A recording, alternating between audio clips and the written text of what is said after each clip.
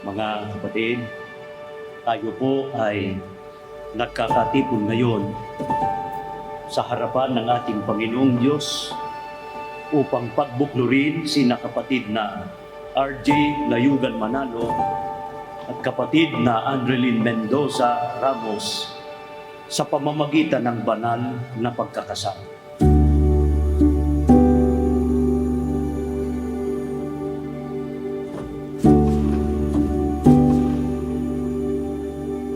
Mixed emotions po. Ito, excited, kinakabahan, masaya.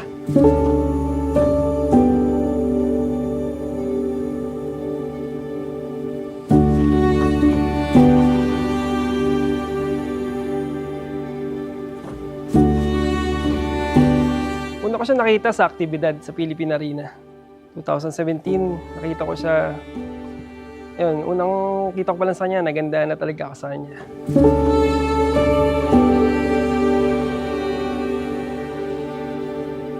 Mapagmahal po siya sa magulang, tapos ganoon din po sa mga magulang ko. Napakabuti ng puso niya. Bukod sa itsura niya, maganda. Napakabait niya. Talagang mananampalataya.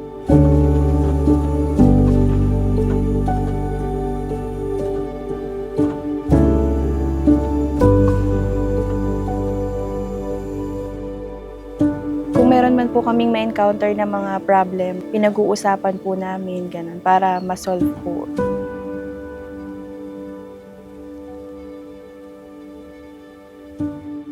Dinaan namin sa mga panalangin kung magkakaproblema kami. Pinapanalangin namin na maging maayos kami agad. Hindi kami natutulog na hindi kami nagkakaayos. Ginagawa namin ang paraan na maging maayos ang lahat. Kasi po hindi ko na po nakikita yung sarili ko po na may kasama pong iba. Siya po yung gusto kong makasama habang buhay.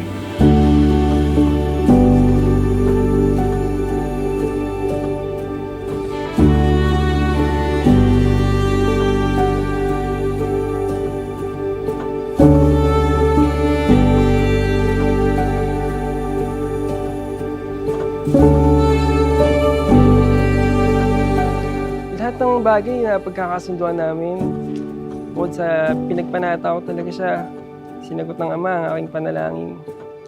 Nakikita ko sa kanya na napakabuti niyang tao bilang maging isang magulang na magiging anak namin.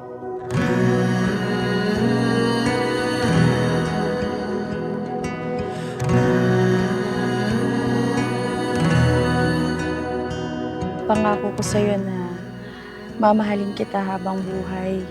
Sisikapin ko na maging mabuting asawa at maging mabuting ina ng mga magiging anak natin. Magkasama tayong tutuparin lahat ng mga pangarap natin. Mahal na mahal kita. Ang pag-aasawa ay itinatag ng ating Panginoong Diyos. At ito po ay pinatutunayan ng mga pahayag na isinasaad sa unang aklat ng Biblia. Itinuro ng ating Panginoong Hesukristo na sa pagkakasal ay pinapagsasama ng Panginoong Diyos ang lalaki at babae upang maging isang laman lamang sa paningin ng Panginoong Diyos. We'll write the story, you see it, the movies. We'll have a strong love, the whole world dreams of. We'll never give up, you'll be enough for me. I give you my heart, my love, you see. You're all I'll ever need.